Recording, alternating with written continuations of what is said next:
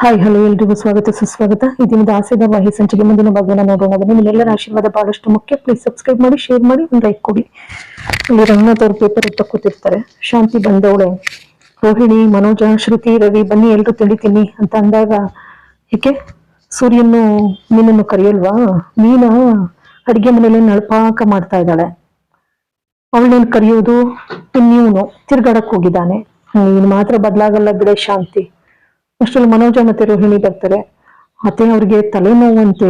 ಯಾಕಮ್ಮ, ಏನಾಯ್ತಮ್ಮ ನನ್ ಮನೋಜಂಗೆ? ಅಯ್ಯೋ ಏನಾಯ್ತಮ್ಮ ಮನೋಜ, ಏನಾಯ್ತು ಅಂತ ಬಹಳ ಕಕ್ಕುಲಾತಿಯಿಂದ ಕೇಳ್ತಾಳೆ ಅಕ್ಕರೆಯಿಂದ. ಅಷ್ಟರಲ್ಲಿ ರವಿನೂ ಕೂಡ ಬರ್ತಾನೆ. ಶ್ರುತಿನೂ ಕೂಡ, ರವಿಗೂ ಕೂಡ ತಲೆನೋವಂತೆ ಅತ್ತೆ. ಯಾಕಮ್ಮ ಎಲ್ರಿಗೂ ತಲೆನೋವು, ಏನಾಯ್ತು? ಅಷ್ಟು ಸೂರ್ಯ ಬರ್ತಾನೆ. ಸೂರ್ಯ, ಮೀನ ತಿಂಡಿ ರೆಡಿ ಆಯ್ತೇನೆ, ಕೊಡೆ ತಿಂಡಿನ ಎಲ್ರಿಗೂ. ರಂಗನಾಥ್ ಅವರು, ಏನಪ್ಪಾ ನಿನಗ್ ತಲೆನೋವಿಲ್ವಾ? ಇಲ್ಲಪ್ಪ, ನನ್ಗೆ ಯಾವ ತಲೆನೋವು ಇಲ್ಲ, ಅದೊಂಥರ ಪ್ರೀಮಿಯಂ ತಲೆನೋವಪ್ಪ ಇವ್ರಿಗೆಲ್ಲ. ಅದು ಅಪ್ಪ ಅಂದ್ರೆ ಅಂತಿದ್ದಾಗೇನೆ ರವಿ, ಸುಮ್ಮಿರೋ, ಹೇಳ್ಬೇಡ, ಆಯ್ತಾಯ್ತಾಯ್ತಾಯ್ತು ಅಪ್ಪ, ನಾನೊಂದು ಬಿಸ್ನೆಸ್ ನೋಡ್ಕೊ ಬಂದಿದ್ದೀನಪ್ಪ ಇವನಿಗೆ. ಅದೆಂತದು ಅಂತಾರಲ್ಲಪ್ಪ, ಈ ಟಿವಿ AC ಎಲ್ಲ ಇಡ್ತಾರಲ್ಲ, ಓ ಇವನ್ ಏನಾರ ನಂಬ್ಕೊಬಿಟ್ರೆ ಅಷ್ಟೇ, ಸುಮ್ಮಿರೋ ಸಾಕು. ಬಿಸ್ನೆಸ್ ಅಂತೆ, ಅವನು ಅಷ್ಟೊಂದು ಓದಿದಾನೆ. ನೀನು ₹1 ಶಾಂಪು, ₹1 ಟೀ ಪುಡಿ ಈ ತರದ್ದು ಹೇಳ್ತಿದೀಯಾ?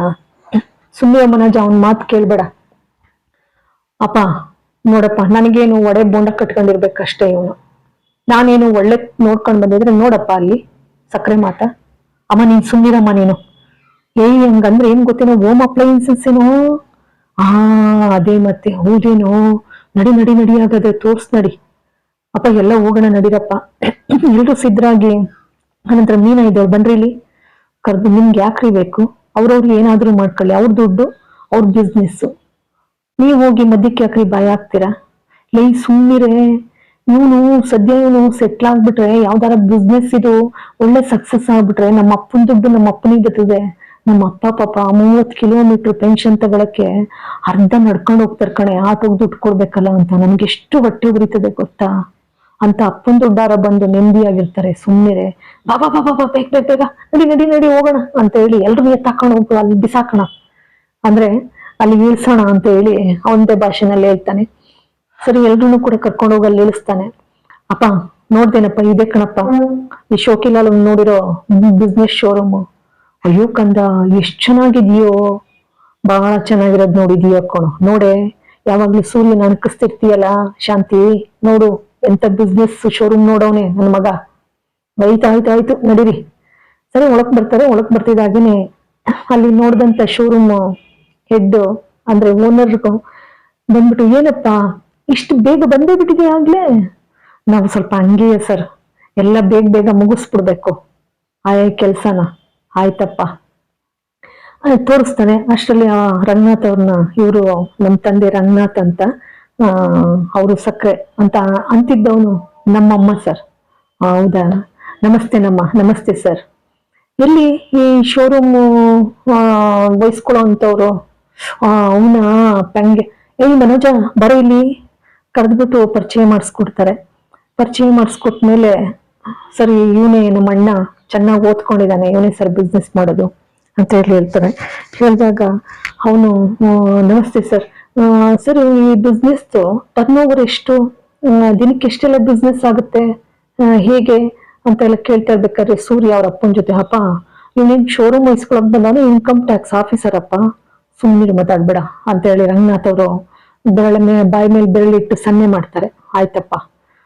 ಅನಂತರ ನಾವೊಂದ್ಸಲ ಶೋರೂಮ್ ನೋಡ್ಬಿಡ್ತೀವಿ. ಆಯ್ತು ನೋಡಿ, ಅದಕ್ಕೇನಂತೆ. ಶೋರೂಮ್ ನೋಡಕ್ಕೆ ಅಂತ ಹೋಗ್ತಾರೆ. ಬಾರೋ ಹೇಳಿ ಹೋಗೋಣ. ಅನಂತರ ಶ್ರುತಿನುವೆ, ಬಾ ರವಿ ಹೋಗೋಣ ನಾವು ಕೂಡ ಅಂತೇಳಿ ಕರ್ಕೊಂಡು ಹೋಗ್ತಾಳೆ. ಕರ್ಕೊಂಡೋಗಿ ನೋಡ್ಬಿಟ್ಟು ಒಂದು ಹೋಮ್ ಥಿಯೇಟರ್ ನೋಡ್ತಾ, ಈ ಹೋಮ್ ಥಿಯೇಟರ್ನ ನಿಮ್ಮ ಅಣ್ಣಂಗೆ ಹೇಳ್ಬಿಟ್ಟು ಸ್ವಲ್ಪ ಡಿಸ್ಕೌಂಟ್ ಅಲ್ಲಿ ತಗೊಳ್ಳೋಣ ಅಲ್ವಾ ರವಿ, ನಮ್ ರೂಮ್ಗೆ ಚೆನ್ನಾಗಿರುತ್ತೆ.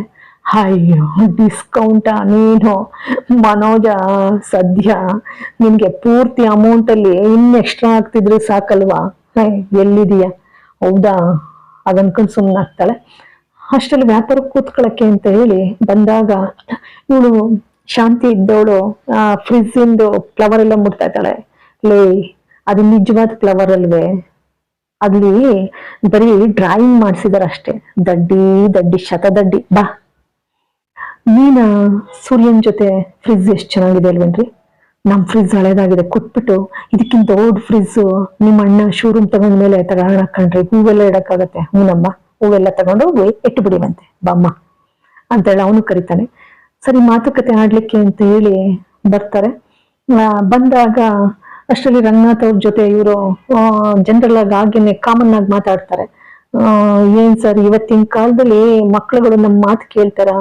ಅವ್ರದೇ ದಾರಿ ಅವ್ರಿಗೆ, ಅವ್ರು ಏನ್ ಅನ್ಕೊಂಡಿದಾರೋ ಅಪ್ಪ ಇದೆಲ್ಲ ಅದೆಲ್ಲ ಇದು ಮಾಡ್ತೀವಿ ಅಂತೇಳಿ ಹೀಗೆ ಅವ್ರದೇ ಆದ ದಾರಿನಲ್ಲಿ ಅವ್ರು ಹೋಗ್ತಾರೆ. ಸರಿನ್ರಪ್ಪ, ನಿಮ್ಗೆ ಅದೇ ಸರಿ ಅನ್ಸಿದ್ರೆ ನೀವು ಮಾಡಿ, ನಾವ್ ಏನು ಹೇಳಕ್ಕಾಗಲ್ಲ ಇವತ್ತಿನ ಕಾಲದಲ್ಲಿ ಅಂತ ಹೇಳಿ ಮಾಮೂಲಾಗಿ ಮಾತಾಡ್ತಾರೆ ರಂಗನಾಥ್ ಅವರು ಅವ್ರ ಜೊತೆ, ಓನರ್ ಜೊತೆ. ಅಷ್ಟ್ರಲ್ಲಿ ಬಂದ್ಬಿಟ್ಟು ಸರ್ ಮಾತಾಡ್ಬೇಕಿತ್ತು ಸರ್, ಮಾತಾಡೋಣ ಅಂತೇಳಿ ಸೂರ್ಯ ಅಂತಾನೆ. ಆಯ್ತಪ್ಪ ಅಂದಾಗ ರೋಹಿಣಿ ಇದ್ದವಳು, ನೀವೇನ್ ಮಾತಾಡೋದು? ಕೊಂಡ್ಕೊಳ್ಳೋರು ನಾವು, ಓನರ್ ನಾವು ಮಾತಾಡ್ಕೋತೀವಿ, ನೀವ್ ಆ ಕಡೆ ನಡೀರಿ ಅಂತ ಒಂಥರ ತಾತ್ಸಾರವಾಗಿ ಅಂತಾಳೆ. ಬಹಳ ಬೇಸರ ಆಗತ್ತೆ. ಆದ್ರೂ ಕೂಡ ಮೀನಾ ಅಂತಾಳೆ. ಹಾಗೂನು ಕೂಡ ಅವರೇ ಅಲ್ವಾ ತೋರಿಸಿದ್ರೆ ನಿಮ್ಗೇನು ತೋರಿಸ್ಬಿಟ್ರೆ ಅದಕ್ಕೆ ನಾವ್ ತಾನೇ ಬಂಡವಾಳ ಹಾಕೋದು ಅಂತ ಅಂತಾಳೆ ದುರಹಂಕಾರದಲ್ಲಿ. ಸರಿ ಆ ಕಡೆ ಹೋಗ್ತಾರೆ. ರಂಗನಾಥ್ ಅವ್ರಿಗೂ ಕೂಡ ಅರ್ಥ ಆಗುತ್ತೆ. ಎಲ್ಲ ಮಾತಾಡಿ ಎಲ್ಲ ಆದ್ಮೇಲೆ ಮನೆಗ್ ಬರ್ತಾರೆ. ಮನೆಗ್ ಬಂದಾಗ ಊಟಕ್ಕೆ ಅಂತ ಹೇಳಿ ಕೂತ್ಕೊಂಡಿರ್ತಾರೆ. ಊಟಕ್ಕೆ ಕೂತಿರ್ಬೇಕಾದ್ರೆ ಶಾಂತಿ, ಹೇ ಮೀನಾ, ಎಲ್ರೂ ಕರಿ ಊಟಕ್ಕೆ, ಮತ್ತೆ ಅಡ್ಗೆ ಮಾಡಿದೀನಿ ಬರ್ತಾರೆ. ಯಾಕೆ ನಿಮ್ ಬಾಯಿನ ಉದ್ದ ಆಗತ್ತಾ ಕರೆದು ಬಿಟ್ರೆ? ಆಗಲ್ಲ ಅತ್ತೆ. ಹೌದಲ್ವೇನೆ, ಅಡ್ಗೆ ಮಾಡಿದಾಳೆ, ಎಲ್ರು ಬಂದು ಅವ್ರವ್ರು ಊಟ ಮಾಡ್ತಾರೆ, ಕರಿಯೋದೇನು? ಏನ್ರಿ ನೀವು ಹಾಗೆ ಅಂತೀರಲ್ಲ, ಸೌದೋಗ್ಬಿಡ್ತಾಳ? ಅಷ್ಟೊತ್ತು ಸೂರ್ಯ ಬರ್ತಾನೆ. ಕರಿಯಕ್ಕೆ ಅಂತ ಹೋಯ್ತಿರ್ತಾಳೆ. ನಿಂತ್ಕೋ, ಎಲ್ಲಿಗೆ ಹೋಗ್ತಿದೀಯಾ? ಊಟಕ್ಕೆ ಕರಿಬೇಕಂತ್ರಿ. ಬಾ ಬಾ ಬಾ ಬಾ, ಅವ್ರವ್ರು ಬಂದು ಊಟ ಮಾಡ್ಕೊಳ್ತಾರೆ. ನಳ್ಪಾಕ ಮಾಡಿದಾಳಲ್ಲ, ಗೊತ್ತಾಗ್ಬೇಕಲ್ಲ. ಬಾ ಬಾ ಬಾ ಬಾ, ನೀನು ಕೂತ್ಕೋ ಊಟಕ್ಕೆ. ಸರಿ ಹೋಯ್ತು, ಅವ್ರು ಕೂತ್ಕೊಬಿಟ್ರೆ ಬಡ್ಸೋರು ಯಾರು? ಬಡ್ಸ್ಕೋತಾಳೆ ಅವ್ರವ್ರೆ ಅಂತ ಸೂರ್ಯ ಅಂತಾನೆ. ಅಷ್ಟು ರಂಗನಾಥ್ ಅವ್ರು ಇದ್ದರು, ಎಡಗೈಲಿ ಬಡ್ಸ್ಕೊಳ್ತಾರೆ, ಬಲಗೈಲಿ ಊಟ ಮಾಡ್ತಾರೆ. ಈ ಗಂಡಸರುಗಳು ಮಾತಾಡೋದ್ರಿಂದ ನನ್ನ ಮಾತಿಗೆ ಏನು ಬೆಲೆನೇ ಇಲ್ಲ ಈ ಮನೆಯಲ್ಲಿ ಅಂತೇಳಿ ಶಾಂತಿ ಹೇಳ್ತಾಳೆ. ಅಂದ್ರೆ ಮನೋಜ ಬರ್ತಾನೆ. ಊಟ ಮಾಡ್ತಿದ್ದೀನಿ, ಏನ್ ಊಟ ಇವತ್ತು ಅಂತ ಏನ್ ದಿಮಾಕಲ್ ಅಂತಾನೆ. ಅನ್ನ, ತರಕಾರಿ, ಸಾರು, ಉಪ್ಪಿನಕಾಯಿ ಕಣೋ, ಬಾ ಬಾ ಬಾ ಊಟ ಮಾಡು, ಹಪ್ಳ ಎಲ್ಲ ಇದೆ, ಬಾರ ಊಟ ಮಾಡು. ಈ ದೊಡ್ಡ ಬಿಸ್ನೆಸ್ ಮ್ಯಾನು ಈ ಮಾಮೂಲಿ ತರಕಾರಿ ಸಾರು ಅನ್ನ ಊಟ ಮಾಡ್ಬೇಕಾ? ಏನಮ್ಮ ಮೀನಾ, ಇನ್ನೇನು ಮಾಡಕ್ ಆಗ್ಲೇ ಇಲ್ವಾ? ಅವಳಿಗೆ ಯಾಕೋ ಹೇಳ್ತಿ? ಇದಾಳಲ್ಲ ಪೌಡ್ರಮ್ಮ, ಹೇಳ್ ಮಾಡಿಸ್ಕೊಳೋ ಬೇಕಾದ್ದ. ಸುಮ್ಮಿರಿ ಯಾಕಂಗಾಡ್ತೀರ? ಸುಮ್ಮಿರಿ ಹೋಗ್ಲಿ ಅಂತೇಳಿ ರಂಗನಾಥ್ ಅವ್ರು ಸುಮ್ಮನಾಗಿಸ್ತಾರೆ. ಅನಂತರ ಮನೋಜ, ನಾನು ಹೋಟ್ಲಲ್ಲಿ ಆರ್ಡರ್ ಮಾಡಿ ತರ್ಸ್ಕೊಡ್ತೀನಿ, ನನ್ಗೆ ಈ ಕಾಮನ್ ಊಟ ಎಲ್ಲ ಬೇಕಾಗಿಲ್ಲ ನನಗೆ ಅಂತ ಅಂದಾಗ ಶಾಂತಿ ಅವಾಕ್ಕಾಗ್ಬಿಡ್ತಾಳೆ. ಹಾಗೇನೆ ಹಬ್ಬ ಅನ್ಸುತ್ತೆ ಆ ಕ್ಷಣದಲ್ಲಿ. ಆನಂತರ ರವಿ ಇದ್ದವನು, ಯಾರ ಹೆಸರು ಹಿಡಿಬೇಕು ಅಂತ ಅನ್ಕೊಂಡಿದ್ಯಾ ಶೋರೂಮ್ಗೆ ಅಂತ ಅಂದಾಗ, ಅದಕ್ಕೆ ಇನ್ನು ನಾನು ಯೋಚನೆ ಮಾಡಿಲ್ಲ. ಮತ್ತೆ ಶಾಂತಿನೂ ಅಂತಾನೆ, ಯಾರ ಹೆಸರು ಇಡ್ತೀಯೋ ಶೋರೂಮ್ಗೆ? ಮನೋಜ, ಇನ್ನು ಯೋಚನೆ ಮಾಡಿಲ್ಲ ಅಮ್ಮ, ಚೆನ್ನಾಗಿರೋ ಹೆಸರು ಇಡೋಣ ಅಂತ ಅನ್ಕೊಂಡಿದೀನಿ. ರೋಹಿಣಿಯವ್ರ ಅಪ್ಪನೇ ಅಲ್ವಾ ದುಡ್ಡು ಕೊಟ್ಟಿರೋದು, ಹಾಗಾಗಿ ರೋಹಿಣಿಯವ್ರ ಅಪ್ಪನ ಹೆಸರನ್ನೇ ಇಡೋಣ ಅಂತ ಅನ್ಕೊಡ್ತಿದ್ದೀನಿ.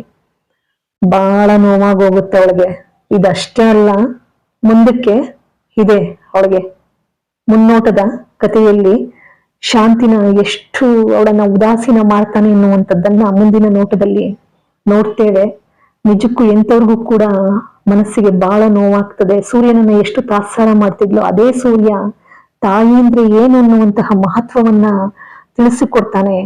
ಈ ಕ್ಷಣಿಕ ಸುಖ ಸ್ವಾರ್ಥಿಯಾಗಿ ಲೋಭಿಯಾಗಿ ಕಾಣ್ತಕ್ಕಂಥ ಮನೋಜ ಮುಂದಕ್ಕೆ ಎಂತ ಮನೋಜನಿಗೆ ನಾನು ತಾಯಿ ವಾತ್ಸಲ್ಯವನ್ನ ತುಂಬಿ ಕೊಟ್ಟೆ, ಬೊಗಸೆ ಅನ್ನುವಂಥ ಪಶ್ಚಾತ್ತಾಪ ಪಡಬೇಕು. ಆ ರೀತಿಯಲ್ಲಿ ಪಾಠವನ್ನ ಕಲಿಸ್ಲಿದ್ದಾನೆ. ನಿಮ್ಮೆಲ್ಲರ ಆಶೀರ್ವಾದ ಬಹಳಷ್ಟು ಮುಖ್ಯ. ಪ್ಲೀಸ್ ಸಬ್ಸ್ಕ್ರೈಬ್ ಮಾಡಿ, ಶೇರ್ ಮಾಡಿ, ಒಂದು ಲೈಕ್ ಕೊಡಿ. ಎಲ್ಲರಿಗೂ ಕೂಡ ಅನಂತ ಧನ್ಯವಾದಗಳು ಎಲ್ಲರಿಗೂ ಕೂಡ. Thanks for watching.